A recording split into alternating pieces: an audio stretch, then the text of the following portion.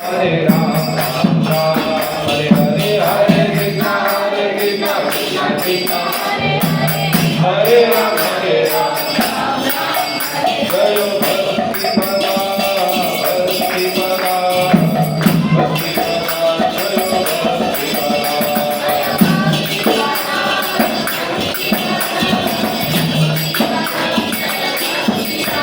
Jayo Prabhupada, Jayo Prabhupada, Prabhupada, Jayo Prabhupada.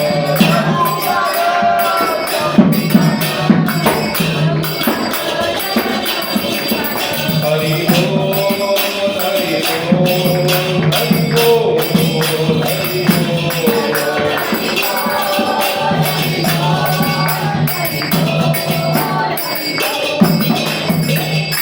Radha Shyam Sundar Ji, Kiran Chandra Venkata Sudarshan Ji, Raghunath Chandra Ji, Vishal Sarwan Ji, Pasiva Supati Lomaji,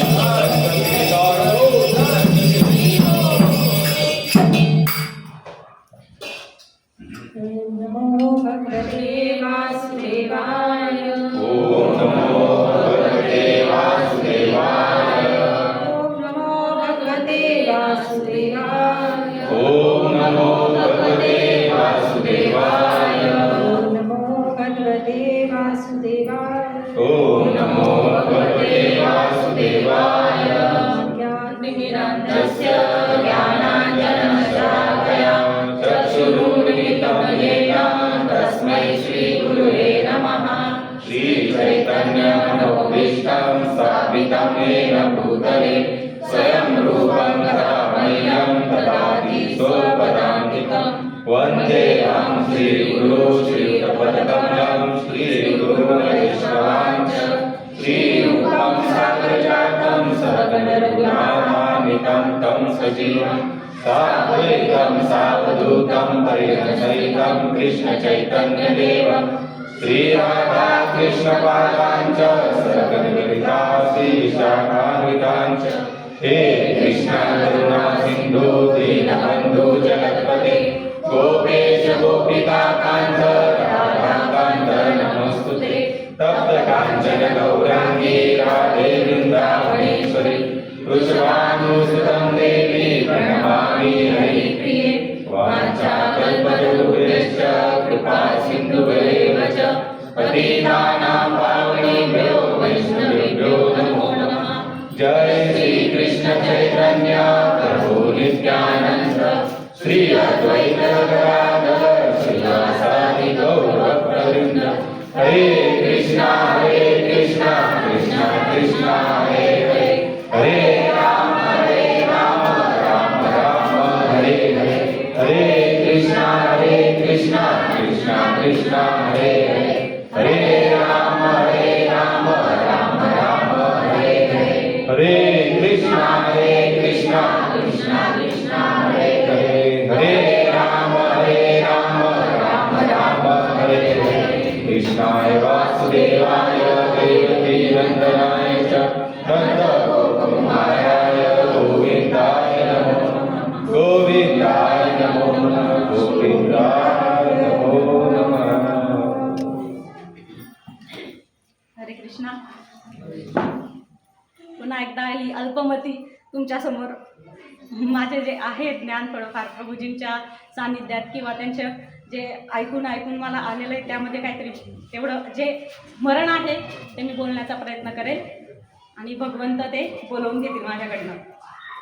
तर प्रभूजींनी आम्हाला विषय दिलेला होता की संत संगती यावर बोला.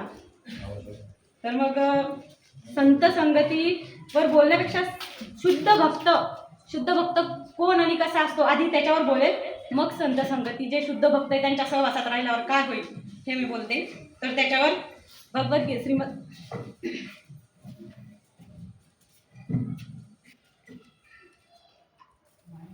हरे कृष्णा. श्रीमद भगवद्गीतेमध्ये 10वा अध्याय आहे, त्याच्यात 9वा श्लोक आहे, तो मी घेते. मच्चित्ता मद्गतप्राणा बोधयन्ता परस्परं कथयन्तञ्च मानित्यं दुष्यन्ति च रमन्ति च. दुष्यन्ति च रमन्ति च. त्याचा अर्थ असा आहे, माझ्या शुद्ध भक्ताचे चित्त माझ्यामध्येच वास करीत असते, त्याचे जीवन माझ्या सेवेमध्ये समर्पित असते आणि एकमेकांमध्ये माझ्याविषयी चर्चा करण्यापासून आणि बोधन करण्यापासून त्यांना अत्यधिक संतोष तथा आनंद प्राप्त होतो. तर आता त्यांनी शुद्ध भक्त कसे आहेत ते सांगितलं. शुद्ध भक्तांचं लक्षण काय आहे की ते त्यांचं ध्येय, विचार, जगण्याची जी शक्ती आहे ती सगळं भगवंत आहे. उदाहरण दुसरं लांबचं द्यायचं नाही, आपले प्रभूजीच आहेत. जेव्हाही आपण प्रभूजींना भेटतो, म्हणजे माझा तरी पर्सनल असा अनुभव आहे, जेव्हाही आपण प्रभूजींना भेटतो, प्रभूजी असं संसारिक जे आहे ते बोलणार नाही. ते केव्हाही काय बोलतील, माताजी माळा किती केल्या, माताजी गीतेचा वाचन करताय ना, पठण करताय ना, असं नेहमी विचारतात. आणि वाचन करत राहा, आध्यात्मिक वाचन करत राहा. आणि जेव्हाही गेलो तेव्हा ते काहीतरी आध्यात्मिकच बोलत असतात. असं मला तरी वाटतं प्रत्येकाचा अनुभव असेल. हां. तर आणि हे लोक म्हणजे भौतिक जगाबद्दल चर्चा करत नसतात. जेव्हा खऱ्या भक्ताचा आपल्याला संग लागतो, तेव्हा आपली जी आध्यात्मिक प्रगती होत असते, एक मनाला शांती लाभत असते. त्यांच्याकडनं जे आपण ऐकतो, विचार घेतो, त्यामधून कुठेतरी आपल्याला योग्य गती मिळते, योग्य मार्ग मिळतो आणि त्यातून आपण पुढे चालतो. आणि जेव्हा म्हणजे असं का होतं कारण भगवंत काय म्हणतात, मी नेहमी कुठे असतो, भक्तांच्या हृदयात. आणि भक्तांच्या हृदयात भगवंत असतात आणि भगवंताच्या हृदयात भक्त असतात. जेव्हा आपण भक्तांच्या संगतीत जातो तेव्हा अल्टिमेट जे म्हणतं म्हणजे त्या पद्धतीत आपल्याला भगवंत प्राप्त होतात. आणि भक्तांचा संग का केला पाहिजे, कसं असतं, आपल्याला जसा संग लाभेल तसे आपण तयार होत जातो. जसं मातीचं मडकं आहे, त्याला कसा आकार द्यायचा हा कुंभार ठरवतो. आपणही त्याच पद्धतीने अध्यात्मात आपण सगळे तसेच आहोत. तर तुम्हाला एक थेंबाची गोष्ट सांगते मी. पाण्याचा थेंब आहे, पावसाचा पाण्याचा थेंब पडला, तोच म्हणजे एक थेंब लोखंडावर पडला, तापलेल्या लोखंडावर, तर तो पडल्यावर काय होईल, तो क्षणात नष्ट होईल, बरोबर. आणि तोच थेंब जर कमळाच्या पानावर पडला, तर त्याला क्षणिक चमक भेटते. आणि जर वारा आला तर तो काय होतं, त्याचं अस्तित्व नष्ट होतं, मग त्याला क्षणासाठी अस्तित्व भेटलं. आणि जर तोच पाण्याचा थेंब जर स्वाती नक्षत्रात शिंपल्यात पडला तर त्याचा मोती तयार होतो.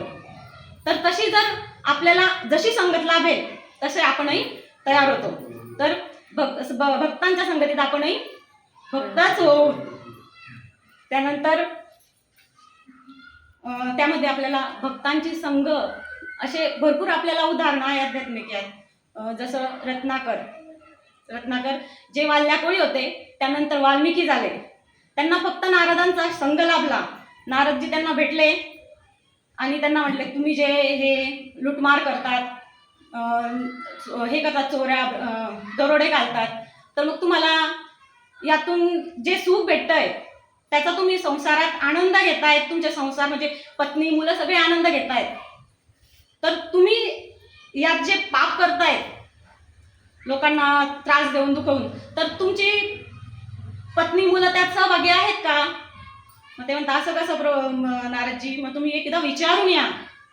मग ते जातात घरी, आपल्या पत्नीला विचारता, जसं मी तुमच्यासाठी सगळ्या गोष्टी करतोय, संसारिक सगळ्या सुखसुविधा तुम्हाला आणून देतोय, त्या कुठल्या पद्धतीने ते तुम्हालाही माहिती आहे.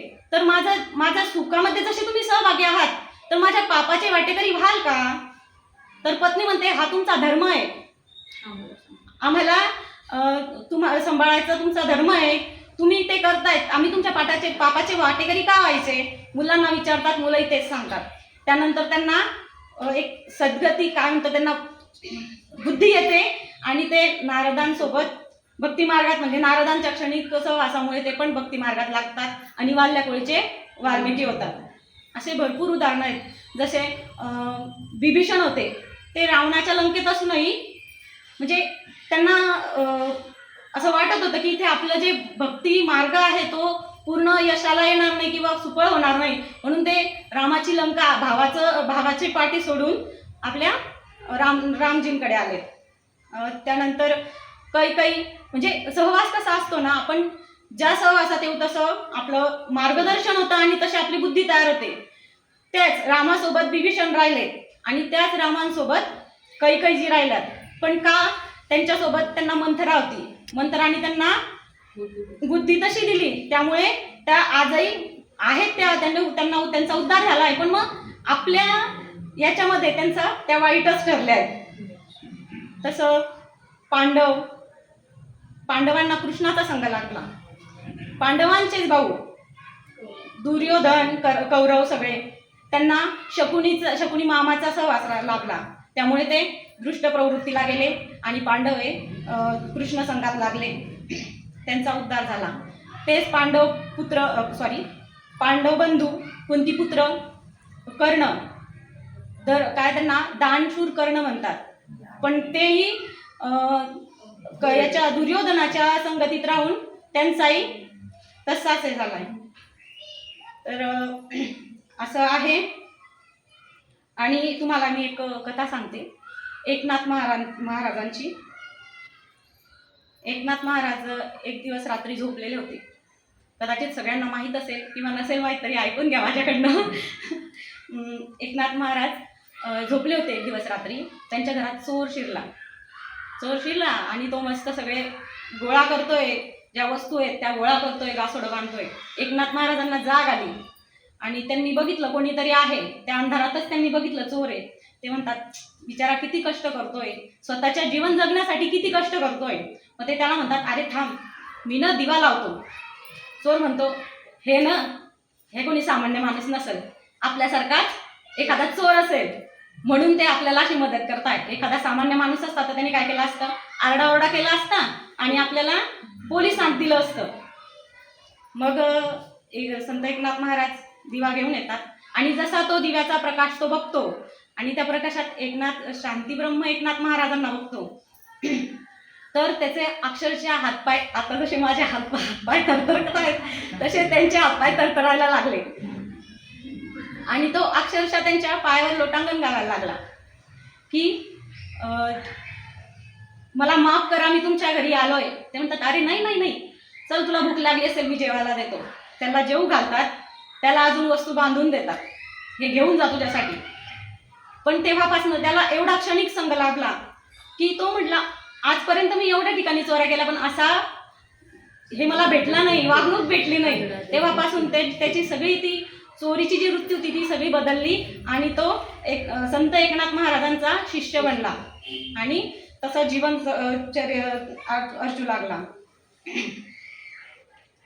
जसं आपण म्हणतो, हे उदाहरण प्रत्येकाला दिलं जातं. एखाद्या टोपलीमध्ये आंबे ठेवले, एक आंबा सडला की सगळे सडतात. म्हणून सहवास कसा पाहिजे, चांगला पाहिजे. म्हणून शुद्ध भक्त. आणि कसं असतं ना, भगवंता सहजासहजी कोणाला निवडत नाही की तुम्ही माझ्या मार्गात या.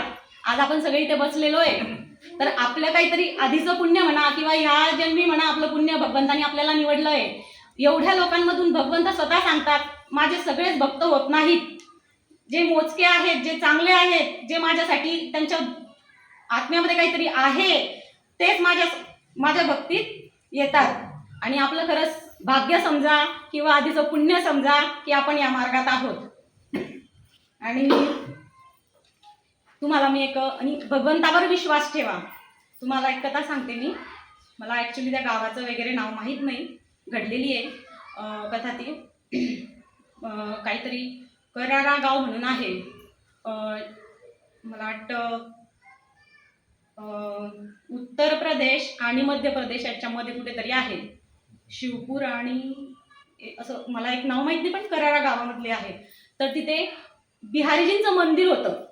म्हणजे मी हा विश्वास, भगवंतावर विश्वास याच्याविषयी सांगते, कारण भक्ती तेव्हाच आपण भक्तीत जाऊ शकतो जेव्हा आपला विश्वास असेल.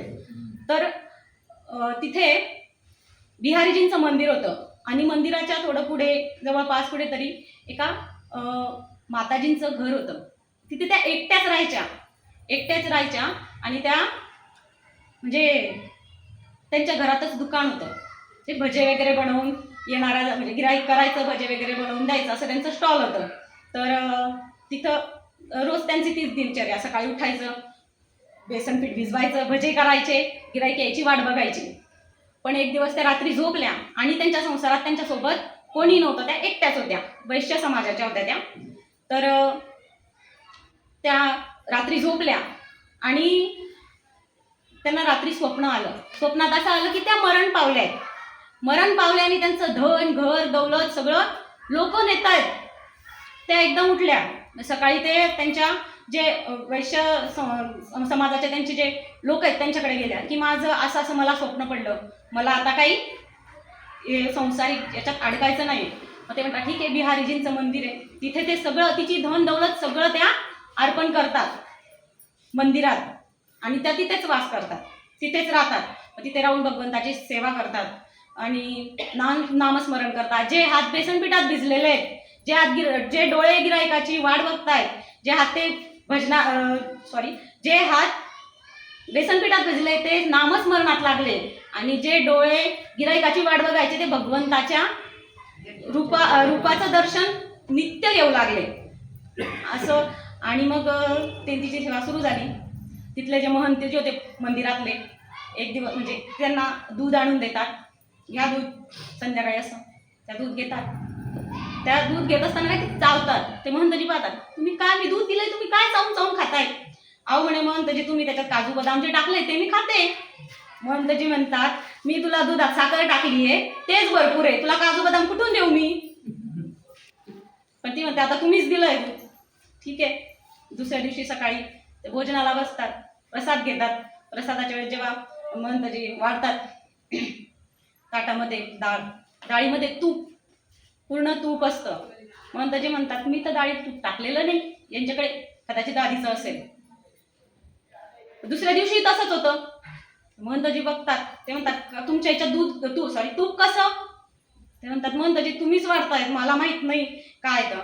मग ते भगवंताची आरती करायला जातात, बिहारीजींची आरती करायला जातात. तेव्हा त्यांना बिहारीजींचा बाया भरलेल्या दिसतात तुपाच्या. त्यांना असं वाटतं कदाचित आपण आरती करत होतो तेव्हा तूप वगैरे सांडलं असेल. दुसऱ्या दिवशी तसंच होतं, पण त्यावेळेस भगवंताचे पूर्ण हात तुपाचे भरलेले असतात. मग ते म्हणतात हां. मग ते भगवंताशीच बोलतात, बिहारीजी तुम्ही काही सुधारले नाही, तुम्ही जी चोरी करता ती करतातच आणि तुम्ही जे गोपीजींचा उद्धार केलाय तसा तिचाही करणार आहे. पण नका करू असं, कारण माझ्याकडे जर मंदिरात जर कोणी आले लोक जेवणाला तर मला त्यांना ते बनवून द्यायला याच्यामध्ये भंडारामध्ये काहीतरी असू द्या. तरी महंतजींचं भगवंत काही ऐकणार आहे का? नाही. कारण भगवंतांनी तिची पूर्ण जबाबदारी स्वीकारली आहे, घेतली आहे. मग दुसऱ्या दिवशी महंतजी म्हणतात आता हिला ठेवायचं नाही, हिला आपल्या मंदिरात ठेवायचं नाही, कारण हिला ठेवलं तर आपले पूर्ण भंडार रिकामे होतील. मग ते तिला कसं घालवायचं? मग ते आरती वगैरे करतात सकाळी आणि बसतात मंदिरात. जसे लोक येतात मंदिरात, जसे लोक येतात दर्शनाला, तसं मग ते काहीतरी तिची चहाडी करायची म्हणून ती भक्ती नाही ना, भक्ती लोक आपल्याला कसं असतं, काही अशी गोष्ट सांगितली की एकदम उत्सुकता वाढते आपली की काय असेल पुढे, काय असेल. मग ते म्हणतात अहो काय झालं सांगा. म्हणतं जी काय जाऊ द्या, नाही सांगा काय झालं. मग ते सांगतात अहो त्या भक्तिनीने ना एक माणूस ठेवलाय. काय? मंदिरात राहते आणि तिने माणूस ठेवलाय? बापरे. मग अशी ही चर्चा, अशी कुठली गोष्ट असते, अशी वाईट गोष्ट असली ना की वाऱ्यासारखी पसरते. सगळ्या गावात ती गोष्ट झाली की भक्तिनीने माणूस ठेवलाय. मग ती जशी एक असं गावातून फिरते तर तिला बाया बघतात, हसतात, अक्षरशः तिच्यावर थुकतात. तर ती म्हणते काय झालं, तुम्ही असे का करताय मला? तर मग ते म्हणतात तुला तुझं माहित नाही का, तुझ्या मनाला विचार काय केलं तू? ते म्हणतं माहीत नाही, तुम्ही सांगा काय झालं. तर म्हणे तू माणूस ठेवलाय. म्हणे नाही असं काही नाही. मग तुम्हाला कोणी सांगितलं? म्हणे महंतजींनी. मग ती समजून जाते काय आहे ते. मग ती परत तिच्या समाजाच्या लोकांकडे जाते की माझं असं आहे, तर तुम्ही चला. समाजवाले पण म्हणतात ठीक आहे की ही आपल्या समाजाची बघू, जर हिची काही चूक असेल तर हिला काढून टाकू मंदिरातनं, आणि नसेल चूक तर मग महंतांना आपण समजावू की तुम्ही असं नका करू. ते जातात मंदिरात. मंदिरात जातात आणि महंतजींना विचारतात, महंतजी काय, महंतजी बघतात एवढे लोक येत आहेत, नेमकं काय बुवा. मग ते बघतात तिला, हां बरोबर आहे, हिचं काय आहे, हिने काहीतरी सांगितलं. मग सगळेजण येतात, काय झालं, महंतजी म्हणतात काय झालं, तुम्ही यांचं असं का सांगितलं, ही चोर आहे का. मग ते भांडार वगैरे बघतात, सगळं रिकामं झालेलं आहे, काजू बदामाचे सगळे. मग ते म्हणतात महंतजी ह्या चोर आहेत का. महंतजी म्हणतात नाही, ती चोर ती शुद्ध भक्त आहे. मग म्हणे तुम्ही असा का आरोप लावला की तिने माणूस ठेवला आहे. अहो म्हणे तिने माणूस एक टायमाला माणूस ठेवला असता तर परवडला असता, पण तिने भगवंतांना तिच्या वशमध्ये केलंय. भगवंत तिला सोडत नाही किंवा तिच्या वाचून म्हणजे तिच्या प्रत्येक गोष्टी भगवंत करतायत तिच्यासाठी. तर मग सगळे मग तिला म्हणजे अक्षरशः हे ऐकल्यावर सगळ्या लोकांना रडायला येतं की हिच्यासाठी, ह्या माताजींसाठी भक्त सगळं भगवंत स्वतः येत आहेत आणि स्वतः तिच्यासाठी करतात. सगळेजण रडायला लागतात. पण ती म्हणते मी आता इथे राहणार नाही. पण महंतजी म्हणतात नाही, तुमच्यामुळे भगवंत आहेत तर तुम्ही इथेच थांबा. ती म्हणते ठीक आहे थांबते. लोक म्हणतात तुम्हाला जेवणाचाच प्रॉब्लेम आहे ना, तर मग सगळे आम्ही एक एक करून जसे आहेत तसे करू तुमच्यासाठी. ठीक आहे झालं ठरलं. मग त्या माताजी पण म्हणतात ठीक आहे मी इथे राहते. मग सकाळी ते जेवण वाढतात महंतजी तिथले. ती म्हणते नको मला जेवण नको. ते म्हणतात हो तू आता शेठ लोकांकडे जेवायला जाणार आहे ना, तुला कसं चालेल माझ्या हातचं. तिचा आत्मा दुखवला असतो की मग रात्री दूध देतात ते महंतजी, ते पण घेत नाही. ती शांत राहते, काहीच बोलत नाही.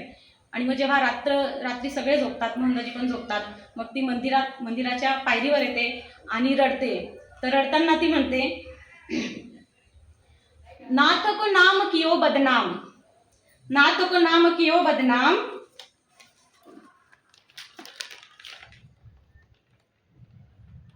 बिरादीन को न विवाद बनाओ, आपके हाथ से पाए प्रसाद, कहा अब और के हात पाऊ नाच. म्हणजे माझ्या भगवंतांचं नाव बदनाम केलं, माझ्यासोबत माझ्या वशमध्ये असं सांगून माझ्या भगवंतांचं नाव बदनाम केलं. त्याऐवजी तुम्ही सांसारिक एखाद्या माणसाचं नाव जोडलं असतं, खोटं माझ्यावर आणलं असता तरी चाललं असता, पण भगवंता तुमचं नाव नको यायला पाहिजे होतं. मी आता जगात जे तुमच्यासाठी मी काय तोंड दाखवू, आणि जर मी तुमच्या हातून जर प्रसाद घेते तर मी दुसऱ्याच्या हातून कशाला घेऊ असं म्हणते. आणि दिव्य प्रकाश पडला, सगळे मंदिराचे दरवाजे उघडले, लोकांनी तो प्रकाश बघितला, ते सगळे धावत आले. तोपर्यंत त्या माताजी भगवत धामाला गेलेल्या असतात. आणि त्यानंतर ते महंतजी सगळे लोक रडतात त्या गोष्टीवर. बघा ज्या महंतजींनी त्यांना आळ लावला होता ते सुद्धा रडतायत आणि बाकीचे लोक सुद्धा रडतायत. मग त्यांची तिथंच गावामध्ये नदी असते, त्या नदीकाठी त्यांची समाधी बांधतात. आणि रोज जेव्हा महंतजी भगवंतांची आरती करतात, भगवंतांची आरती झाल्यावर छतावर जाऊन ते त्या माताजींची आरती करतात. असा हा भक्तांचा महिमा आहे की एकदा विश्वास ठेवला की भक्तांनी सोडलं तरी भगवंत त्यांना सोडत नाही. तर असं एवढं बोलून मी एक तुकाराम महाराजांचा भजन आहे ते बोलते. जसं संतांच्या संगतीत घडतात तसं. आम्ही बिघडलो तुम्ही बिघडाना, आम्ही बिघडलो तुम्ही बिघडाना, आम्ही बिघडलो तुम्ही बिघडाना, आम्ही बिघडलो तुम्ही बिघडाना, आम्ही बिघडलो तुम्ही बिघडाना, आम्ही बिघडलो तुम्ही बिघडाना. सागराच्या संगे नदी बिघडली, सागराच्या संगे नदी बिघडली, सागराच्या संगे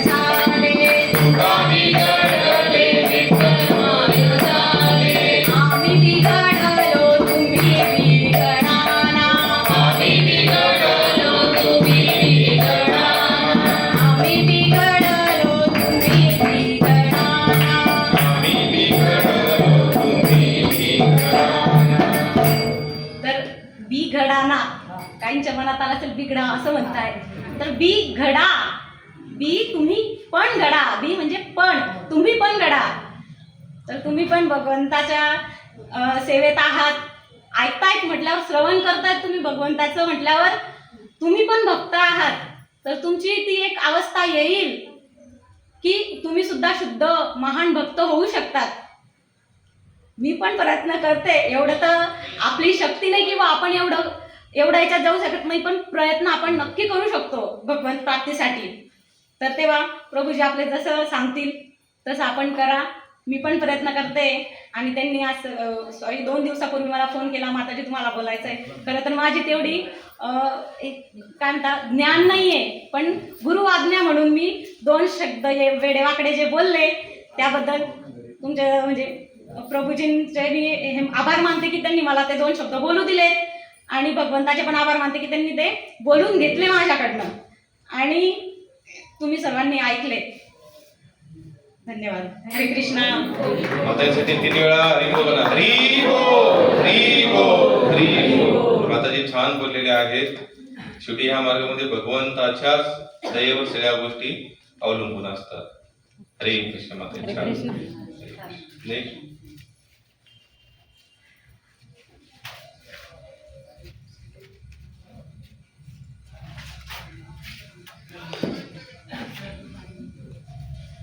थोडीशी गुंडाळून घ्या.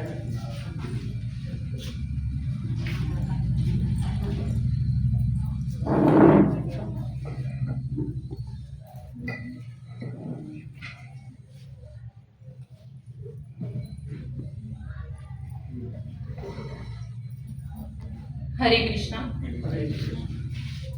हरी बोल, हरी बोल.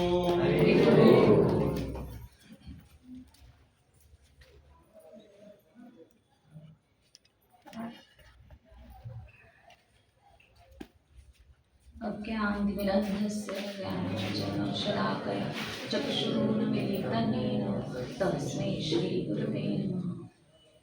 हरे कृष्ण. तर आता जो मी श्लोक बोलले त्याचा अर्थ सांगू शकतं का कोणी?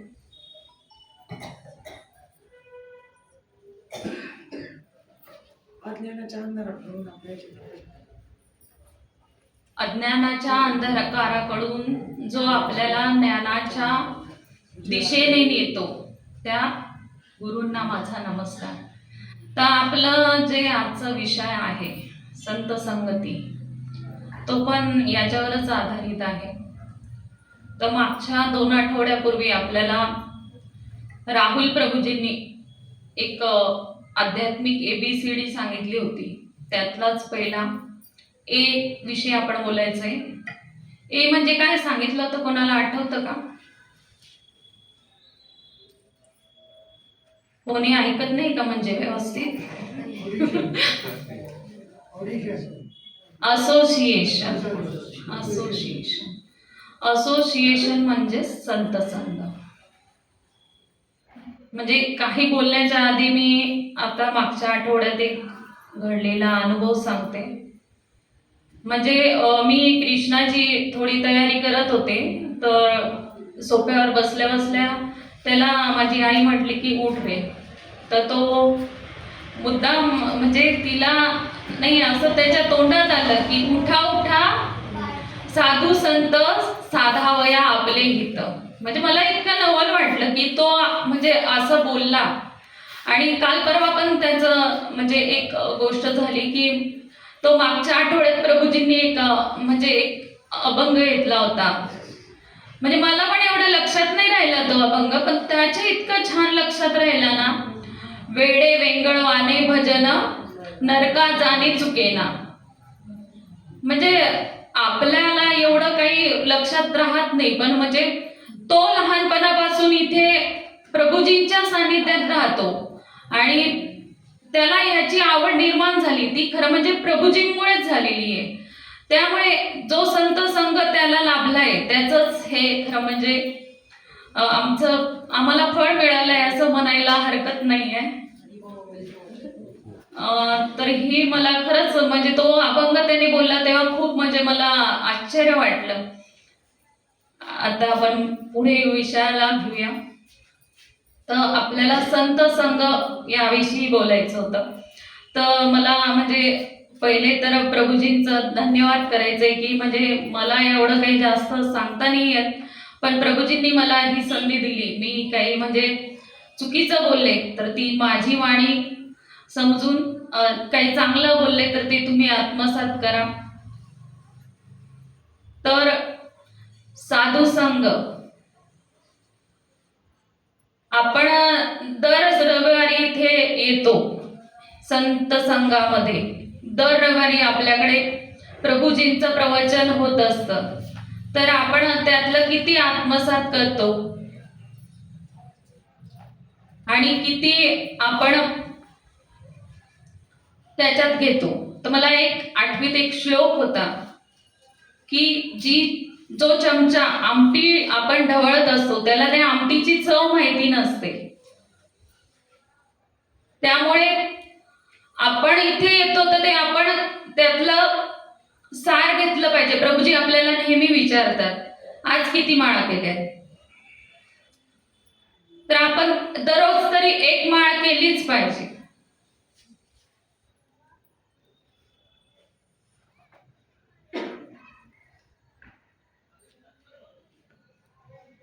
आपल्या भगवंताजवळ काय मागण्या असतात? कोणी धन मागतं, कोणी पैसा अडका मागतो. तर तुकाराम महाराज एक गोष्ट मागतात, हेची दान देगा देवा तुझा विसर ना भावा, गुण गायीन आवडी हेची माझी सर्व जोडी, न लगे मुक्ती धन संपदा संग देई सदा, तुका म्हणे गर्भवासी सुखे घालावे आम्हासी. तर आपण सर्व काय मागत असतो भगवंताला? मला धन दे, मला संपदा दे. आणि आध्यात्मिक उन्नतीमध्ये बघायचं झालं तर मुक्ती हा विषय शेवटचा मानला जातो. तर मुक्ती मागत असतात जे संत संघ. पण इथे तुकाराम महाराज काय म्हणतायत? मला संत संघ दे. तर संत संघ का मागत आहेत तुकाराम महाराज इथे? तर संत संघ का मागत आहेत? कारण की माताजींनी जसं सांगितलं आपल्याला की संत संघात आलो म्हणजे आपण पण भगवंताच्या सानिध्यात येतो आणि आपल्याला पण भक्ती मिळते. आपण जेव्हा भक्तीत आलो आपल्याला म्हणजे आपोआपच धनसंपदा मिळते. कारण ब्रह्मसंहितेत काय म्हटलेलं आहे की लक्ष्मी सहस्र शतसंभ्रमं सेव्यमाना गोविंद आदि पुरुषम तमहं भजामि. पण म्हणजे लक्ष्मी कशी आहे? भगवंताच्या पायाशी राहते नेहमी. भगवंताची ती अर्धांगिनी आहे पण ती कुठे राहते? भगवंतांच्या पायाशी. पण तिथेच खाली ब्रह्मसंहितेत काय आलंय? संत सदैव हृदयेशी विलोकयन्ति. म्हणजे संत लोक कुठे राहतात? भगवंतांच्या हृदयामध्ये. म्हणजे भगवंतांनी संतांना कुठे स्थान दिलेलं आहे? तर भगवंतांनी हृदयामध्ये संतांना स्थान दिलेलं आहे. तर जी मुक्ती आहे ती न मागता तुकाराम महाराजांनी काय मागितलेलं आहे? तर संत संग दे. आणि जेव्हा पण मी ह्या जगातील जेव्हा पण म्हणजे प्रत्येक संताचं म्हणणं काय असतं की हा माझा शेवटचा जन्म असला पाहिजे, परत मला कधी म्हणजे ह्या दुःखालय अशाश्वतम असं संसारात कधीच यायची गरज नाही लागली पाहिजे. पण इथं तुकाराम महाराज काय म्हणतात? तू जर मला इथं जन्म घातलास तर फक्त संतांच्या सानिध्यात मला तू ठेवत जा. तर संत सानिध्य म्हणजे संतांच्या संगतीत म्हणजे एक चैतन्य चरितामृतामध्ये एक श्लोक आलेला आहे. तर संतांच्या सानिध्यात काय मिळतं माहिती का तुम्हाला? कृष्ण भक्ती मिळते. कृष्ण भक्ती जन्म मूला हाया साधू संग कृष्ण प्रेमा जन्मे तेना पुन्हा मुख अंग. म्हणजे कृष्ण भक्तीचा जन्म कुठं होत असतो? तर तो साधू संघामध्ये होत असतो. आणि कृष्ण भक्तीमध्ये प्रेम जे आपल्याला प्रेम जे हवं असतं ते सुद्धा वाढीला ह्या संत संगतीमध्येच येत असतं. तर जो कोणी किती पतितामध्ये पतित माणूस जरी असला, तो साधू संघामध्ये जर आला तर त्याचं कल्याण झालं म्हणजे झालंच असं समजायचं. तर एक छोटीशी कथा आहे. एक साधू असतात, ते असे रस्त्याने जात असतात. तर त्यांना रस्त्यात एक कुंभाराचं घर दिसतं. कुंभाराच्या घरामध्ये ते जातात. तो कुंभार येतो, त्यांना थंड पाणी देतो. मग तिथे ते थोडं बसतात. कुंभार त्यांना थोडा आग्रह करतो, तुम्ही प्रसाद घेऊन जा म्हणून. तर ते तिथे बसलेले असतात. तर त्यांचं लक्ष एका कोपऱ्यात जातं. कोपऱ्यात बरेच मडके ठेवलेले असतात. तर दुसऱ्या कोपऱ्यात ते बघतात, पण एक मडकं तिकडे दुसऱ्या कोपऱ्यात ठेवलेलं असतं. त्यांना आश्चर्य वाटतं की सगळे मडके इकडे आहेत आणि एकच मडकं ह्या कोपऱ्यात ठेवलेलं आहे. ते कुंभाराला विचारतात, काय रे बाबा, तू सगळे मडके इकडे आणि हे एक मडकं इकडे असं का ठेवलंयस? तर तो कुंभार सांगतो, संत महाराज, की हे जे एक मडकं आहे ते तुटलेलं आहे, गळकं आहे ते, त्यामुळे त्याचा काही वापर होत नाही. ते मडकं घेतलं तर लोक त्याचा वापर करू शकत नाही, त्यामुळे मी ते बाजूला ठेवलंय की ते मला कळायला पाहिजे. पर संत महाराज काय म्हणतात की हे मडकं तू मला दे. कुंभाराला अजब वाटतं की महाराज, तुम्ही चांगलं मडकं घ्या ना, मी तुम्हाला असंच देतो ते मडकं, पण हे फुटकं मडकं कशाला घेताय तुम्ही? नाही, संत महाराज म्हणतात, मला देशील तर हे फुटकं मडकंच दे तू, चांगलं मडकं मला काही नको. मग ते फुटलेलं मडकं ते घेतात आणि येतात आपल्या कुटियेमध्ये.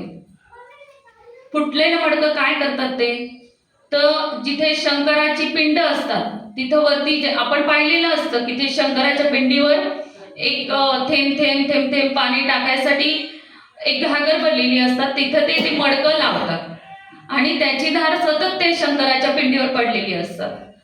भक्तजण येतात, त्या शंकराच्या पिंडीला नमस्कार करतात. त्या पिंडीला नमस्कार करता करता ते त्या मडक्याला पण हात लावत असतात. तर बघा, म्हणजे फुटका झालेलं मडकं जे कोणाच्या कामाला पण येत नव्हतं, पण एक साधूच्या स्पर्शाने किंवा साधूच्या सानिध्याने त्याला केवढा मोठा मान आला की ते भगवंताच्या जी पिंड होती त्याच्यावर सतत धारा त्याची पडत होती आणि जे भक्त आहेत त्यांचा सुद्धा नमस्कार त्याला लाभत होता.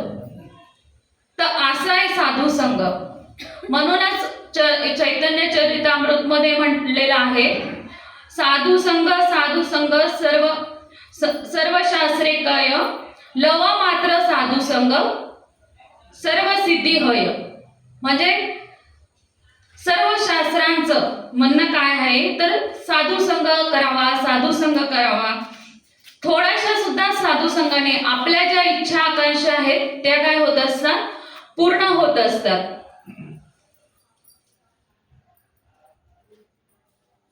तर आपण जो आपल्याला इथे नेहमी प्रत्येक रविवारी जो हा चान्स मिळत असतो साधू संघ करण्याचा, तो आपण बिलकुल सोडला नाही पाहिजे. की आपल्याला काही घरचे भौतिक कामं आले तरी तो साधू संघ जो आपल्याला मिळालेला आहे, कारण हे जी गोष्ट आहे माताजींनी सांगितलेलं आहे, आपल्याला खूप जन्मानंतर प्राप्त होत असते. मनुष्याणाम सहस्रेषु कच्चिदपि सिद्धये यतदामपि सिद्धानाम कच्चिन्मा वेत्ती तत्पतः. म्हणजे खूप सहस्र जन्म झाल्यावर आपल्याला म्हणजे ही इच्छा जागृत होते की आपण भगवंताप्रती भक्ती करू, आणि भगवंताप्रती भक्ती करण्यासाठी आपल्याला साधू संघ हा महत्वाचा आहे. जसं मी आधी सांगितलेलं आहे की कृष्णाची भक्ती मिळण्यासाठी साधू संघ हा महत्वाचा आहे. ते एक छोटीशी कथा सांगते.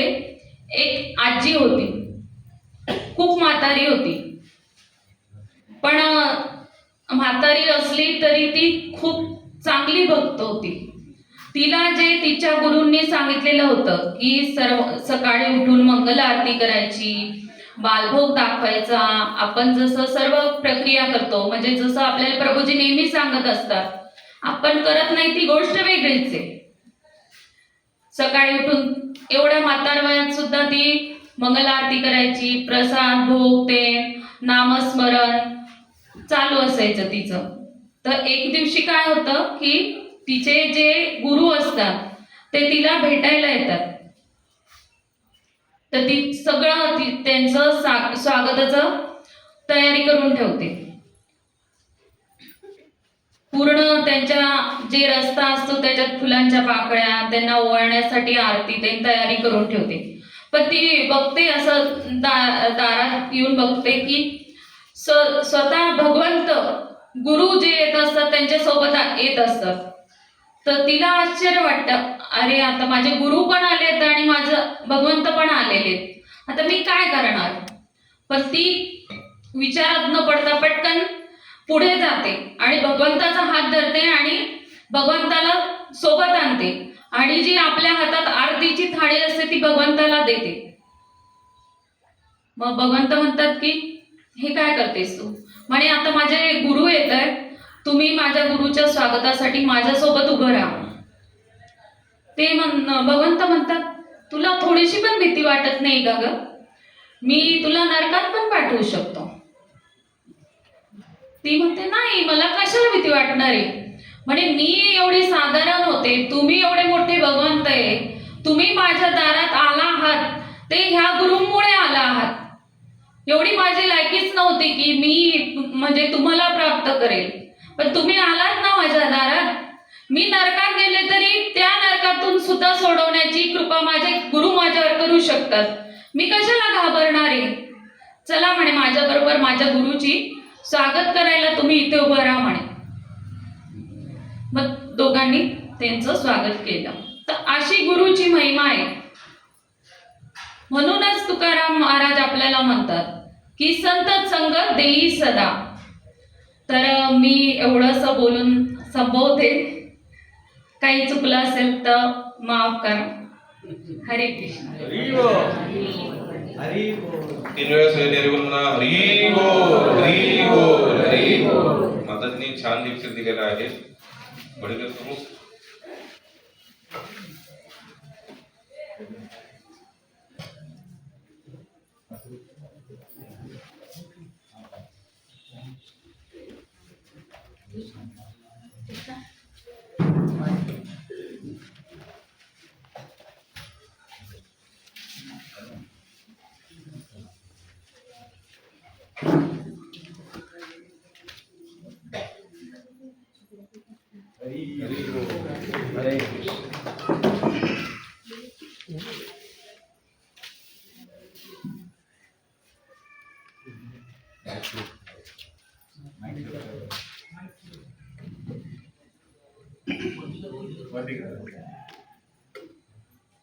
हरे कृष्ण. संतांचे संगती मनोमार्ग गती आकळावा श्रीपती येणे पंथे. रामकृष्ण वाचा भाव हा जीवाचा आत्मा जो शिवाचा राम शब्द. एक तत्व नाम साधिती साधन द्वैताचे बंधन न बाधिजे. नामामृत गोडी वैष्णवा लादली योगिया साधली जीवनकळा. सत्वर उच्चार प्रल्हादी बिंबला उद्धवा लादला कृष्णदाता. ज्ञानदेव म्हणे नाम हे सुलभ सर्वत्र दुर्लभ विरळा जाई.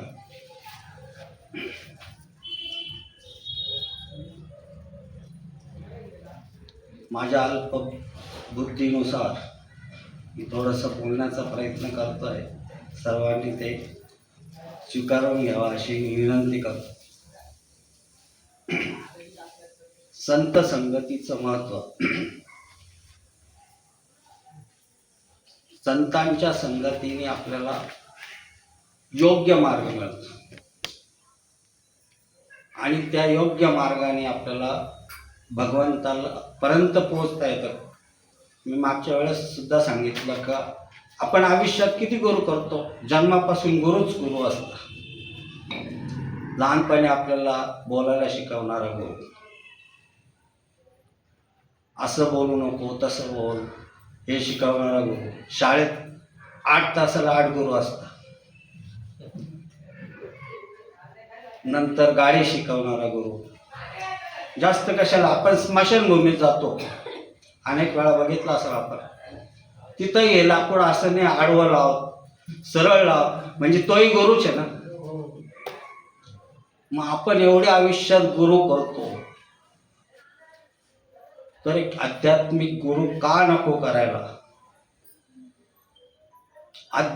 हे जे गुरु जेवढं सांगितलं ते सर्व नरकाला नेणारे गुरु आहे. आध्यात्मिक गुरु आपल्याला सन्मार्गाला, आपला योग्य मार्ग काय, आपण कशासाठी जन्म झालाय. प्रभूजी नेहमी म्हणता, प्रत्येकाने कधी आत्मचिंतन केलंय का, मी कोण आहे.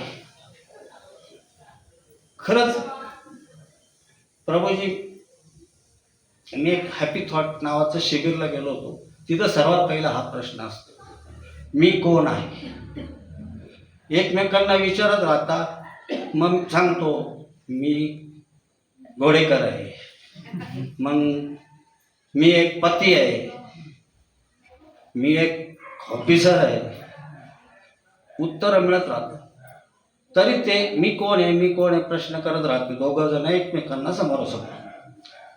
तर त्यावेळेस ॲटोमॅटिक मी एक भगवंताचा अंश आहे, ॲटोमॅटिक उत्तर आपल्या येतं.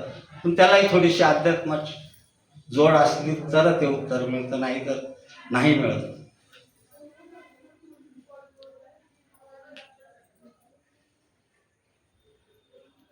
नंतर मी एकनाथ महाराजांचं थोडंसं उदाहरण सांगतोय.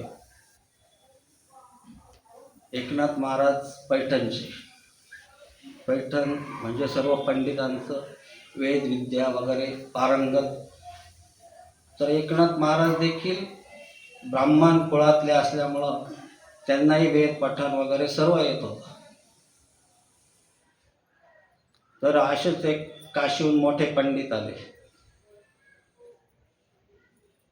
तर त्यांनी ऐकलेले होते एकनाथांची महिमा, कारण एकनाथ महाराजांना त्यांच्याच पैठणमध्ये अनेक विरोधक होते, पंडित.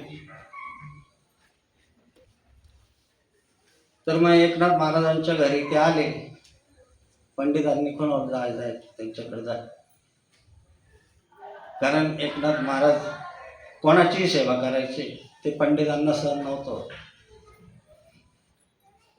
तर ते पंडित आले, तर त्यांनी अतिथी देवो भव या उक्तीप्रमाणे साष्टांग दंडवत घातला, त्यांची पाक पूजा वगैरे केली, बसायला दिलं. नंतर नेहमीप्रमाणे अन्नदान वगैरे सर्व केलं. तर मग ते स्वतःहून सांगू लागले, मी असा काशीहून आलेला पंडित आहे, माझ्याकडे ह्या असे सर्टिफिकेट आहे. तर म्हणे तुम्ही महान आहे. परत साष्टांग दंडवत घालता.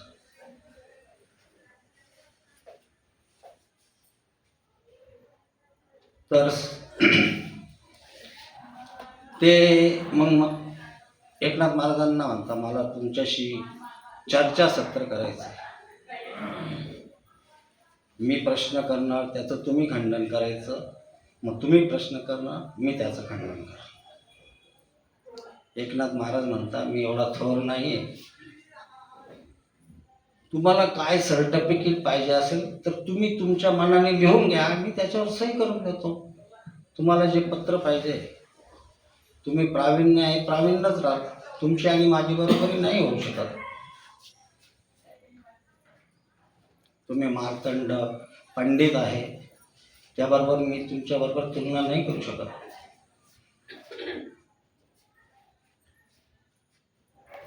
तर ते बाकीचे जे पंडित लोक असतात, त्या पंडिताला उपसून देतात, नाही करायचंच म्हणा, आणि ते पण 4 चौघांसमोर करायचं. असं मोठा मंडप बांधायचा, सर्व पंडितांसमोर हे घडलं पाहिजे. तर एकनाथ महाराज दवंडी पिटवल्यानंतर ते तयार होतात, तिथं जातात, आणि तेही तिथं खाली बसतात, सिंहासनावर नाही बसते, जी ते पंडित बसतात. तर म्हणे तुम्ही वरती बसा. नाही नाही म्हणे तेवढी माझी पात्रताच नाही, तर मी कसं काय बसू, तुमच्या लेवलचा नाही मी तुमच्या. मग म्हणे करा सुरू, म्हणे तुम्ही प्रश्न करा. म्हणे मला हे करायचंच नाही. नाही म्हणे बोलाच लागेल. बाकीचे पंडित लोक म्हणतात नाही नाही नाही असं नाही, बोलायला पाहिजे, आम्हालाही कळलं पाहिजे कोण ज्ञानी. तर एकनाथ महाराज फक्त उठता आणि हात जोडून म्हणतात, तुमच्यासारखा वेदांत वाचस्पती मार्तंड पर्वत, आपलं मार्तंड इतका ज्ञानी माणूस तुम्हाला ज्यांनी जन्म घातला त्या माता पित्यांना माझं वंदन आहे. आणि परत पूर्ण स्टेजवर साष्टांग दंडवत घालतात. मग म्हणे आता महाराज जे बोलायचं ते बोल, परंतु ते जे पंडित असतात त्यांना त्याचं खंडन करायला, कारण पुस्तकी ज्ञान झालेलं असतं, वेदाचा अभ्यास सर्व, पण ह्या अशा प्रॅक्टिकल गोष्टीचं ज्ञान नसतं. फक्त जसं नाही का बरेच जण 10वी फर्स्ट क्लासनी पास झालेलं असतं, पण प्रॅक्टिकली काहीच येत नसतं. M.Com फर्स्ट क्लास पण अकाउंटला दिलं येत नाही, अकाउंट येत. तसं त्यांचं फक्त पुस्तकी ज्ञान होतं, त्यांना याचं उत्तरच देता नाही आलं. ते स्वतः एकनाथ महाराजांच्या पाया पडले, माझी माघार आहे. याच्यातून सांगण्याचं तात्पर्य असं आहे की आपल्याला भक्तीचा, ज्ञानाचा देखील अहंकार नाही झाला पाहिजे. मनुष्य अनेक जणांना भक्तीचा इतका अहंकार होतो, मी हे करतो, मी ते करतो, मी ते करतो. कशासाठी? आपण आपल्यासाठी करतोय, इतरांसाठी नाही. बाह्य देखावा करण्यासाठी भक्ती करू नये. आपल्या स्वतःच्या उद्धारासाठी भक्ती करायची असते, आणि ती संतांच्या संगतीतच शक्य आहे. कारण नुसतं नाम घेणे आणि संतांच्या मुखातून ऐकून नाम घेणे याच्यात खूप फरक आहे.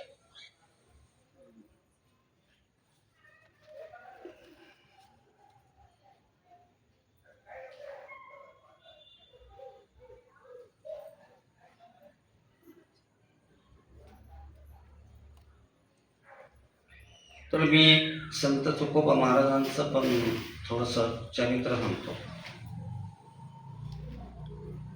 उस डोंगा परी रस नोहे डोंगा, काय भुललासी वरलिया रंग. नदी डोंगी परी जल नोहे डोंगा, काय भुललासी वरलिया रंग. कमान डोंगी परी तीर नोहे डोंगा, काय भुललासी वरलिया. चोखा डोंगा परी भाव नाही डोंगा, काय भुललासी वरलिया रंगा. आज मी बरंच वारकरी संप्रदायातले कीर्तन ऐकलेले, परंतु जो 30-35 वर्षाच्या काळातले कीर्तन होते आणि आजची नवीन पिढी जे कीर्तन करते, हे फक्त मनोरंजन बनवलेले आहे आणि लोकांना त्याच्यात खूप रस आहे. परंतु जे संस्थेत तयार झालेले विद्यार्थी, आळंदीची वारकरी शिक्षण संस्था, ते त्या मार्गाने नाही जात. कारण आज ना कीर्तनात संसारी विषय आणि याच्यावरच जास्त बोललं जातं, पण जो मेन गाभा आहे तो सांगितलाही जात नाही.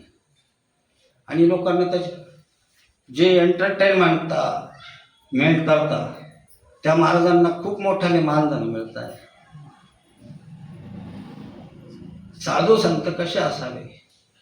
चंद्रू तेथे चंद्रिका, शंभू तेथे अंबिका, संत तेथे विवेका. जिथं चंद्र आहे तिथं चांदणे असणारच. शंभू म्हणजे शंकर, शंभू तेथे अंबिका, तिथं आपली पार्वती माता ही असणारच. संत तेथे विवेका असणे की, तसं संत ज्या ठिकाणी आहे तिथं विवेक हा असलाच पाहिजे. तर मी चोखोबा महाराजांच्या संदर्भात बोलत होतो. तुकोबा महाराज हरिजन म्हणजे त्या काळचे ढोर समाजातले होते, गौण समजले जायचे त्या काळी, म्हणून त्यांना मंदिरात देखील प्रवेश नव्हता.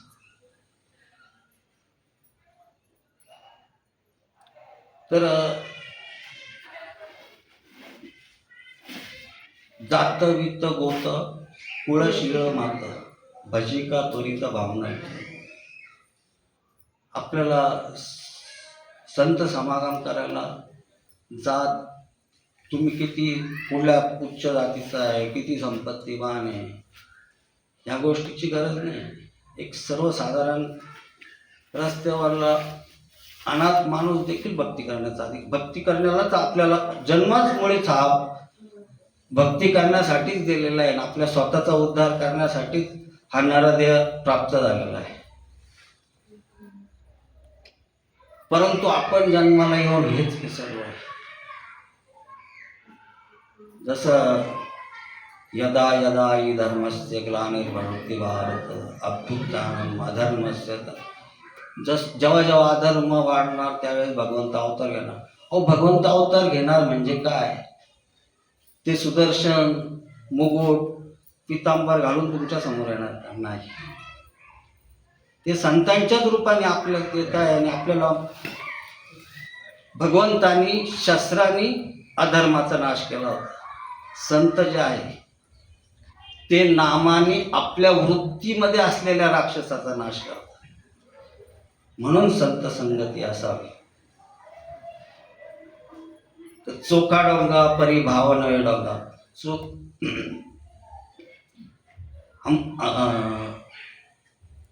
बाबा महाराज सातारकर सांगायचे, या जाती नाही, 4 वर्ण नाही, ब्राह्मण वैश्य क्षत्रिय आणि शूद्र. ब्राह्मण म्हणजे कोण? जातीचा ब्राह्मण नाही. ब्राह्मण म्हणजे जो ज्ञानार्जन करतो तो ब्राह्मण. ज्ञान ग्रहण करून ज्ञानाचं वाटप करतो तो ब्राह्मण. आईन्स्टाईनचं गोत्र कोणतं सांगता येईल का? नाही यांना सांगतो. तो ब्राह्मण नाही का?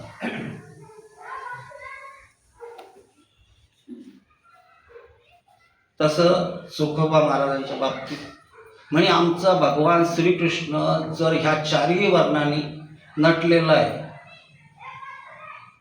ज्या वेळेस भगवंतानी भगवद्गीता सांगितली त्यावेळेस ब्राह्मण होता. ज्यावेळेस युद्धाच्या प्रसंगी तडजोड करायला गेला होता त्यावेळेस वैश्य होता. आणि कुरुक्षेत्रावर ज्यावेळेस अर्जुना संगे उतरले त्यावेळेस क्षत्रिय झाले ते. आणि ज्यावेळेस गाई गुरांचं शेण काढायचे त्यावेळेस शूद्र होत. जर आमचा भगवंतच एवढ्या रूपाने नटलेला आहे तर संतांना शूद्र समजून काय करायचं?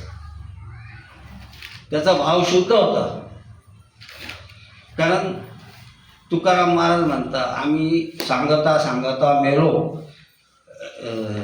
तरुण सागर महाराज पण मोठ्याने ओरडून ओरडून सांगायचे, तुम्ही ऐकलं असेल. जसं आता आमचा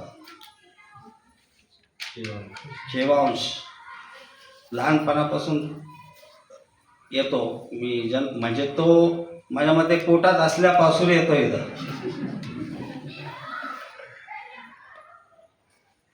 तर हे संस्कार आहे ना, लहानपणी जे घडताना ते कायम राहतात.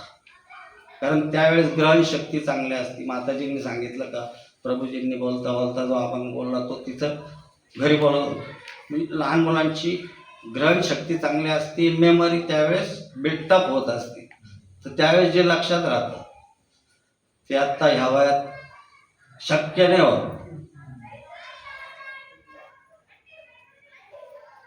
तर ते तरुण सागर महाराज नेहमी सांगायचे, बच्चों को इतना लायक मत बनाओ, इतना लायक मत बनाओ कि जो आपको नालायक समझे.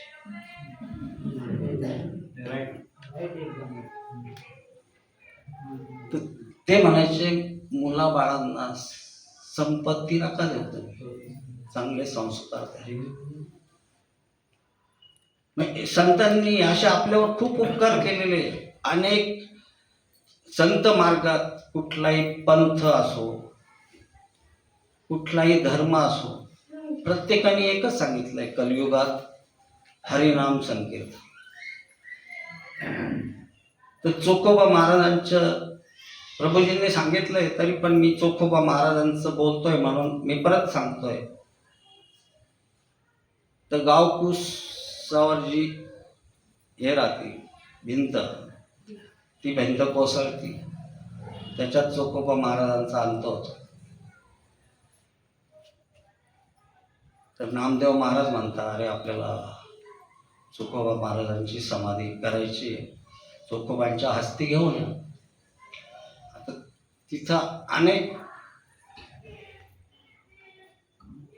जनता जनार्दन मृत्युमुखी पडलेला असतात. ते बाकीचे मंडळी विचारतात, एवढे लोक गेलेले, ते चोखा महाराजांच्या हस्ती कशा ओळखायचे?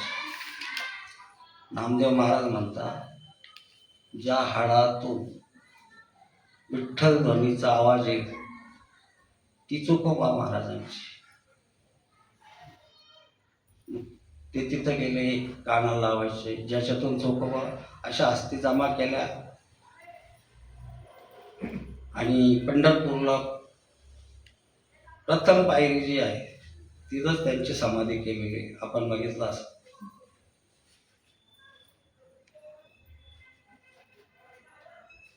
तर भगवंताला विटाळ नाही, पण तुम्हाला आम्हाला विटाळ आहे.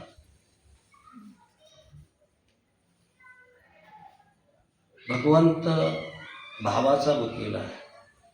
भावे विना भक्ती, भक्ती विना मुक्ती, बळे विना शक्ती बोलू नये. आज प्रत्येक कट्ट्यावर गप्पा मारायला गेल्यावर 2-2, 4-4 तास बोलतो, पण भक्तीचा लवलेश नाही. भक्तीच्या संदर्भात प्रभूजींचे मी भरपूर अनुभव, प्रभूजी जात असतात अनेकांना भेटी का.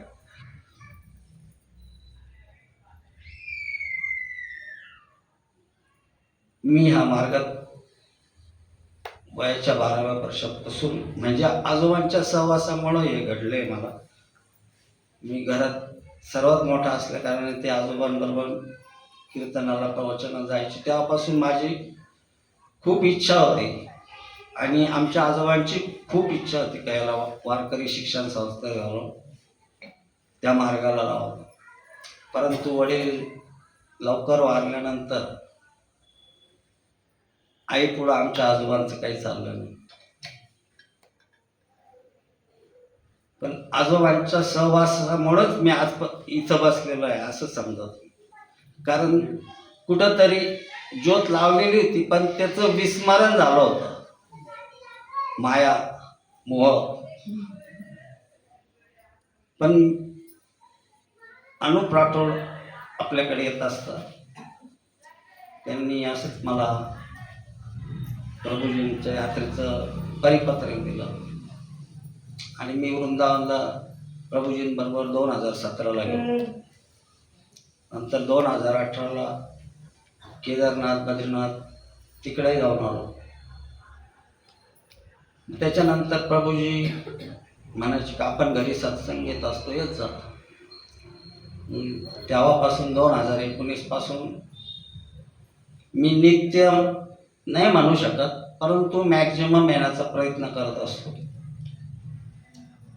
2020ला तर कोरोनामुळं तुटलो, पण जसं भामरे माताजींनी सांगितलं, नेते माताजींनी, प्रभूजींशी केव्हाही फोन केला तर प्रभूजी कधीही विचारत नाही का घरी कसं चाललंय, तुमची तब्येत पाणी कशी आहे. ह्या भौतिक संसारातल्या गोष्टी प्रभूजी कधीही बोलत नाही. कोरोना काळात ज्यावेळेस फोन केला होता प्रभूजींना, म्हटलं प्रभूजी तुमच्याकडे यायचे बरेच दिवस झाले. प्रभूजी म्हणे येऊ नका, आमच्या सोसायटीत कोरोना झालेला आहे, आमच्या सोसायटीत येणं बंधनकारक आहे. प्रभूजींशी 1 तास वार्तालाप झाला. त्या वार्तालापातून एकच समरी मिळाली. प्रभूजी म्हणे काहीही विचार करू नका, फक्त हरिनामाची गोळी चगळत राहा, काही होणार नाही. हरिनाम करत राहा. करोना बिरोना काय यायचा येईल, जायचा जाईल.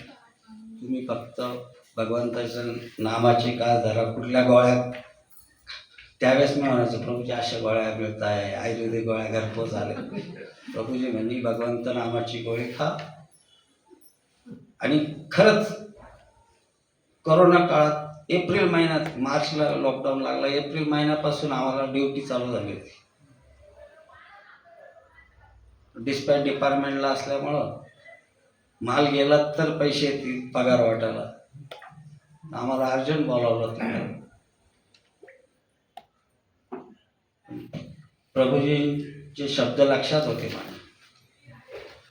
काही नाही, मी फक्त कुठलीही गोळी खरोखरच खाल्ली रे. लोक विटॅमिनच्या गोळ्या खायचे, काढे घ्यायचे. मी कुठलंच काही काढे घेतले. त्या पिरियडमध्ये सुद्धा मी यूट्यूब वगैरे फक्त कीर्तन प्रवचन ह्याच गोष्टी ऐकत होतो, हरिनामा.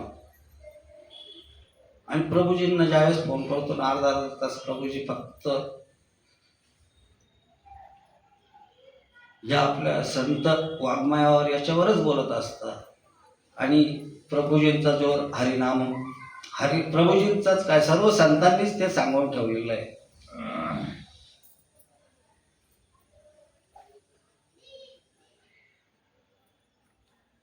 संत संगत, तर संतांमुळं काय होतं, आपल्या जीवनात प्रकाश येतो.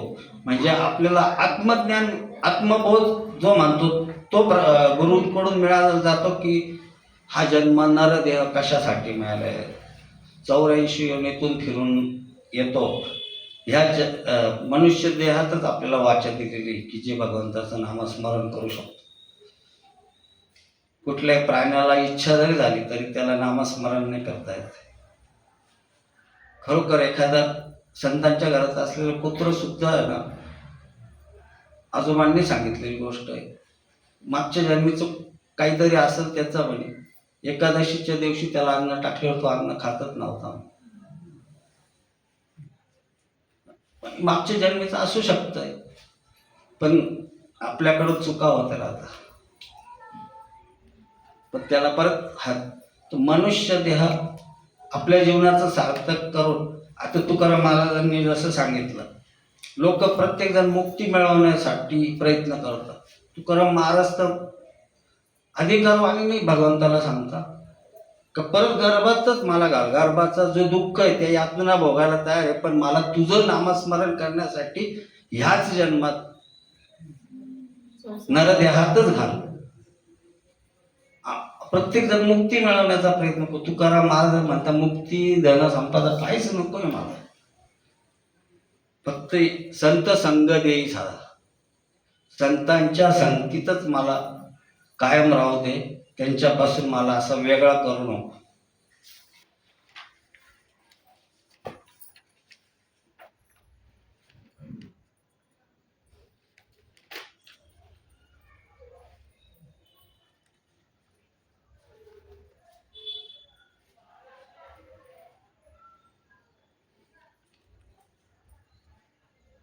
आपल्याला आजकाल बऱ्याच ठिकाणी एखादा मोठमोठे मंडप लागतात, मोठे भागवत कथा असतात, बुलेट प्रूफ गाडीतून येणारे संत मंडळी असतात. लोकांना असे संत खूप प्रिय.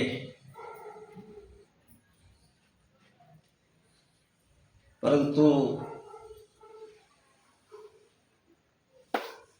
आपण आता भौतिक सुख कशातून मिळेल अशा भक्ताकडे, भगत वेगळा आणि भक्त वेगळा. भगत ज्याला काही विद्या येते, विभूती देतात. एक व्यक्ती जर गेली ना, बऱ्याच वेळेस मी असं वैयक्तिक कोणावर हे नाही करत, पण श्रीमंडळीला बराचसा वेळ असतो. आणि ज्यावेळेस एकत्र गप्पा मारायला मी इथे गेलो होते, मला लई फरक पडला तो त्याच्यावर लगेच ॲक्शन होते. पण अशा ठिकाणी बोलावल्यावर परिणाम नाही होत. काय मिळणार आम्हाला त्याच्यात?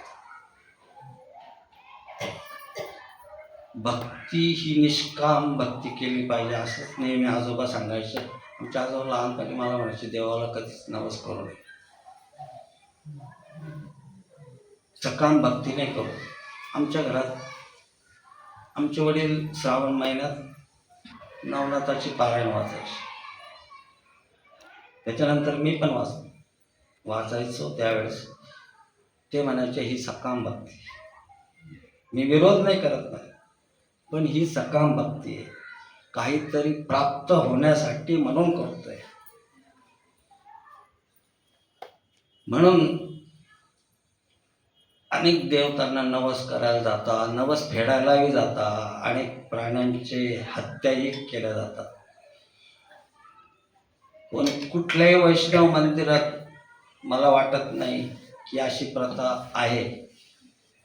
तुम्ही बघा ना, मला एकाने प्रश्न केला, का रे म्हणजे महाराष्ट्रात एवढे संत मंडळी झाले, एवढी मोठी वारी चालती, कीर्तनं होतात, मग आपला महाराष्ट्र किती सात्विक व्हायला पाहिजे होता. प्रश्न केला. कंपनीतला माणूस आहे, देवाच्या गप्पा मारतात, तर मग किती सात्विक लोक व्हायला पाहिजे होते, एवढे वारकरी लोक काही लाखांनी जाता म्हणे, मग आपल्याला किती सात्विक भाव निर्माण व्हायला पाहिजे आपल्या महाराष्ट्रात. मग मी त्यांना म्हटलं, सात्विक भाव निर्माण झाला पाहिजे, पण आचरण कोण करतं? ऐकायला सर्व जातं हो, मी पण येतो ऐकायला, पुढचं ऐकत नाही ना, तोच तर अडचण आहे. ऐकायला जाणे, ऐकायला आपली इच्छा नसते तरी नमाज ऐकायला येतो ना कानावर, जेव्हा चालते त्यावेळेस इच्छा नसते पण ऐकायला येतं ना. ऐकायला येणं, ऐकून पुढं ऐकणं हे आपलं काम आहे ना. ते ऐकतच नाही तर कसं परिवर्तन होणार? आणि आजचे संस्थेत त्या काळी, आता ठीक आहे काळानुसार काही गोष्टी बदलत असतात, पण त्यालाही काहीतरी प्रमाण असावं. वारकरी शिक्षण संस्था ही मामासाहेब दांडेकरांनी चालू केली. जोग महाराज, आणि जोग महाराजांचे 4 शिष्य होते, मामासाहेब दांडेकर, लक्ष्मण बुवा इगतपुरीकर, बंकट स्वामी आणि मारुती बुवा गुरु. त्यापैकी बंकट स्वामी हे बीड जिल्ह्याकडे होते, ते आमच्या आजोबांचे गुरु होते. त्या काळी असा नियम होता, पहाटे 4ला तिथं घंटा वाजायची, 3 बेल वाजल्यानंतर उठला नाही तर कंबाड्यात लाट टाकायचे. आजच्या काळात चालेल का? काही गरज नाही, चालली निघून. तर प्रत्येक गोष्टीला नियम असायला पाहिजे. पूर्वी आता जेवढ्या गोष्टी जास्त मिळत जाताना दिवसेंदिवस डेव्हलपमेंट होते, विकासाने अनेक भौतिक साधनं आपल्याला उपलब्ध झाली. आता आपल्यापैकी बरेच जण तेव्हाच्या काळी ना खूप चांगलं वाटायचं रे, तेव्हा खायला नव्हतं मिळत पोटभर, पण लई लोक सुखी होते, कारण गरजा नव्हत्या ना. त्यावेळेस गरजा काय होत्या? 2 टायमाचा उदरनिर्वाह. आता आपल्या किती गरजा वाढल्या, आपण वाढवल्या. नेट पॅक पाहिजे. एक 20 वर्षापूर्वी नेट पॅक प्रकार होता का? मोबाईल होता का? त्यावेळेस कुठला व्यवहार आणला का? त्यावेळेस व्यापार होत नव्हता का? तेव्हाही व्यापार होता, पण आपण वाढवल्या ना गरजा. जितक्या गरजा वाढणार तितकी अशांतता निर्माण होणार, आणि त्या आपण निर्माण करतोय. तिथं देवाला काय दोष द्यायचं? मला 2 रूम 1 BHK भागत नाही हो, मुलाला वेगळा रूम पाहिजे अभ्यास. मग लोन काढायचं, लोनच्या हप्त्याचं टेन्शन आहे. अशांतता कोणी निर्माण केली? आपण केली. मग भगवंताला का दोष द्यायचं? देवाने काय मला काही खरं नाही केलं. देवाने तुला चांगली नोकरी दिली त्यावेळेस थँक्यू म्हटलं का? नाही. देवामुळे मला नाही चांगली नाही म्हटलं. फक्त ज्यावेळेस संकट दुःख येणार त्याच वेळेस तुम्ही देवाला बाजूला.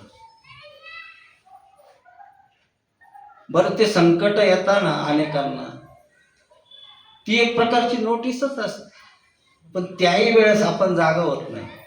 प्रत्येकाच्या आयुष्यात एखादा क्षण येतो असतो की अति तीव्र दुःख, असं वाटतं का जीवन संपून टाकावं. मला वाटतं तीच खरी वेळ असते भगवंताकडे जाण्याची. तो आपल्याला नोटीस पाठवत असतो, अरे बाबा जागा होईल, तुझी जागा नाही, तू का अडकला. पण आपण तिथं माझी जबाबदारी, परत शिक्षण झालं पाहिजे, त्याचं लग्न केलं पाहिजे, ठीक आहे, त्या जबाबदाऱ्या आपले कर्तव्य होते. पण नातू पण माझा मल्टीनॅशनल स्कूलमध्ये टाकायचं माझीच जबाबदारी. अरे बाबा तू केलं ना, मुलाला करू दे ना. पण तिथंही माया मोह आपण किती अडकलेलो आहे, त्याच्यातून निघायलाच तयार नाही. जिथपर्यंत कर्तव्य होते तिथपर्यंत जरूर करायला पाहिजे होतं, पण तिथून नातवाचं पण मीच बघणार. आता तरी बस बाबा, भज गोविंदम भज गोविंदम. नाही, तुकाराम महाराजांनी तेच सांगितलं की वो मेलेल्या हाडातून विठ्ठल ध्वनी येतो, पण आमच्या समोर जिवंत हाडे एवढे ते विठ्ठल म्हणायला तयार नाही. हे 450 वर्षापूर्वी तुकाराम महाराजांनी लिहिलेलं होतं, म्हणजे त्यांनाही तो अनुभव होता. आजच नाही, आज तर खूपच क्रांती झालेली. माझ्या लहानपणी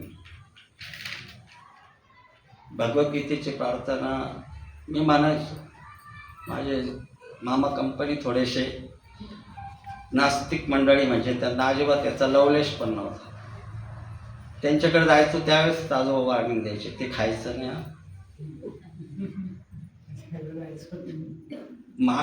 मामाकडे जायचं प्रत्येक जण आई बरोबर. तर माझा मामा म्हणायचे, हे तुझं वय आहे का रे, काय प्यायचं सगळे, तू काय करतोय म्हणे. तू कृष्ण कृष्ण करतो, अरे कृष्ण. त्यांनी अपशब्द वापरला. कृष्ण रणदिवाज होता, कृष्ण चोर होता. मला तेवढं ज्ञान नव्हतं, तरी पण त्यावेळेस मी त्या आवेशात बोलून गेलो. म्हटलं ठीक आहे, तुम्ही बोलताना मला मान्य आहे. त्यांनी लक्ष बघल्यानं तुम्ही कोटी बघा, ते सर्व पातक मी माझ्या अंगावर घ्यायला तयार आहे. सर्व पातक मी माझ्या अंगावर तयार आहे. त्यांनी लक्ष बघले ना, तुम्ही कोटी बघा ना, तुमचा छंद आहे ना, कोटी बघा, सर्व पाप घ्यायला मी तयार. त्याने 7 दिवस गोवर्धन पर्वत एका बोटावर उचललं. तुम्ही 7 दिवस नाही, 7 मिनिटं एक दगड, साधा दगड मला उचलून दाखवा, मी तुम्हाला पूर्णपणे देवाचा एजंट म्हणून मी तुम्हाला सांगतो, मला त्याच्याकडून कमिशन मिळणार. ही आजची गोष्ट नाही, 30 वर्षापूर्वीची गोष्ट. का आजोबांच्या सहवासाचा अपरिणाम. आजोबा म्हणायचे, विज्ञान काय सांगतं, पृथ्वीच्या 70% भाग पाणी आहे आणि 30% हा मातीचा गोळा त्याच्यावर तरंगलेला आहे. ते म्हणायचे, विज्ञानानुसार पाणी घे, त्याच्यात मातीचा गोळा ठेवल्यावर काय होईल, विरघळून जाईल. मग हा विरघळत का नाही, त्याला कोणीतरी तारणार आहे. जर एक घर सांभाळण्यासाठी किंवा कंपनीत प्रत्येक डिपार्टमेंटला एक मॅनेजर लागतो, प्रत्येक डिपार्टमेंटला मॅनेजर असतो. जर तिथं मॅनेजर लागतोय ते डिपार्टमेंट हँडल करण्यासाठी, तर हा जगाचा पसारा सांभाळणारा कोणीतरी मोठा मॅनेजिंग डायरेक्टर असावा का नाही, आहे का नाही. पण आम्ही मानायला तयार. हे आमचं तर भाग्य आहे. साधू संत साधू संतांच्या संगत म्हणून काय होतो, प्रभूजींकडे बरेच जण, आता मी पण बऱ्याच वर्षापासून ऐकतोय, पण त्याच्यातून किती पुढं ऐकायचं हे आपल्या हातात आहे म्हणा. कसं आहे, घोड्याला पाणी पिण्याकरता पाण्यापर्यंत नेऊ शकताय, पण पाणी हे घोड्याला प्यावं लागेल. पाणी घोड्याने पिलं तर ते मध्ये जाणार नाही. तसं प्रभूजी आपल्याला भगवंताकडे जाण्याचा मार्ग दाखवत आहे. त्याच्यासाठी काय साधन आहे तेही आपल्याला सांगताय. ते करायचं का नाही हे ज्याच्या त्याच्या वैयक्तिक वैचारिक शक्तीवर अवलंबून आहे. समर्पण, आपला भाव कसा आहे त्याच्यावर. कारण अनेक जण काय म्हणतं रे, रिकामं टाळ पेटायचं. तर आजोबा त्यावेळेस पण म्हटलं, ते म्हटलं मला बाबा बरंच लोक पोरं नुसते टाळपेटा चिडवतात.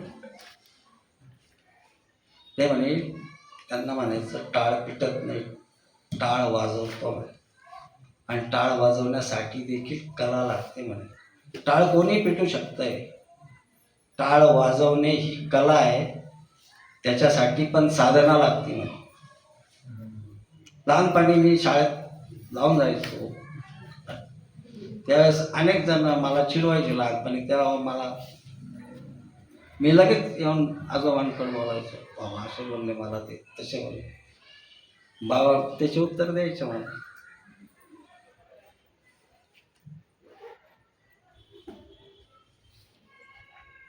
मी आजोबांचं जवळून बघितलेलं एक गोष्ट आठवते मला. त्यांना 4 मुली 4 मुलं. त्यांची इच्छा लग्न करण्याची बिलकुल नव्हती. मी त्यांच्याबरोबर पंढरपूरला गेलेलो. त्यांचे जे 4-5 संत मंडळी सहवास होता ते सर्व ब्रह्मचारी होते. त्याच्यात नाशिकला तांबड गल्लीत तुकाराम महाराज म्हणून होते. नंतर आपले बस्तीरामजी वगैरे सारडा आहे, त्यांचे मामा बन्सीलाल करवा म्हणून, तेही माझ्या मते जलालपूरचेच होते. तेही ब्रह्मचारीच होते.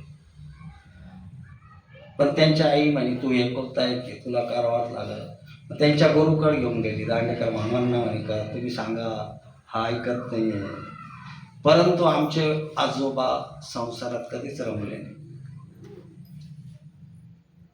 मी स्वतः बघित त्यांचं नेहमी नामचिंतन चालू व्हायचं. घरात कोण भांडतंय, कोण तणतंय, कधीच लक्ष दिलं नाही. त्यांनी भौतिक संपत्ती जमा केली नाही म्हणून मी स्वतः ऐकलेलं आहे. मुलं सुद्धा त्यांना दोष द्यायची की तुम्हाला आयुष्यावर टाळच वाजवायचे होते, पंढरीलाच जायचं होतं, तर एवढे कशाला काढून ठेवले. त्यांच्या मुलांचे शब्द आहे हे मला खूप म्हणजे खूप लहान असताना मला त्याचं वाईट वाटायचं प्रभूजी. म्हणून मला मुलाबाळाबद्दल अजिबात आसक्तीच नव्हती. ती याच्यासाठी असतं का. आणि त्यांना कुठलंही व्यसन नाही किंवा जुगार खेळणे आणि पत्ते बित्ते खेळणारे लोक कायम फक्त पंढरीला जायचे म्हणून त्यांना दोष. आणि मला ज्यावेळेस ते सगळे घेऊन जायचे ना, ते म्हणायचे तुम्ही आयुष्यभर वाढवले टाळ, याला त्याच मार्गाला लावू नका आता. परंतु आजोबा वारल्यानंतर त्यांच्या 3ही पोरांनी आत्ता माळा घातली. आत्ता ते मला सांगताय, अरे आपल्या घरात चकचक पांडुरंग होता पण तिची जाणीव नाही झाली म्हणजे आपल्याला. ग्रंथ वाचल्यानंतर त्यांना आत्मबोध होतो, अरे असंच आचरण होतं आपल्या दादांचं. मला ते सांगतात. प्रभूजी वारीला पैसे राहत नव्हते त्यावेळेस ते त्यांच्याकडून उसने घेऊन जायचे. त्यांना म्हणे टेन्शन झाल्यावर ते परत आणून द्यायचे आणि मुलं घ्यायचे देखील.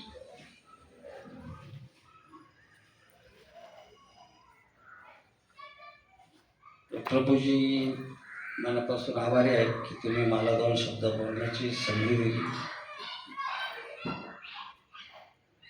आणि आपण सर्व गौड भक्त वृंदांनी ऐकून घेतलं त्याच्याबद्दल मी तुमच्याही मनापासून आभार मानतो. काही चुकलं असेल माफ करा. भावनेच्या भरात मी काही बोललो असेल तर क्षमा असावी.